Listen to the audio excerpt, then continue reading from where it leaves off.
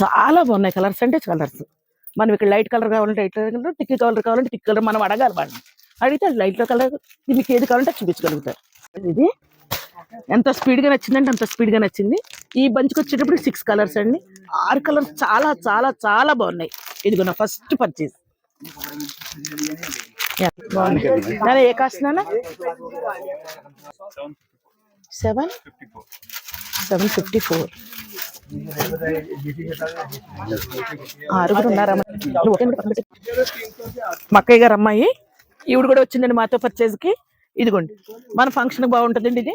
తర్వాత ఎక్కడికన్నా మనకి పేరెంట్ వాళ్ళకి వెళ్తే చాలా చాలా చాలా బాగుంటుంది. ఈ క్లాత్ పేరేంటి?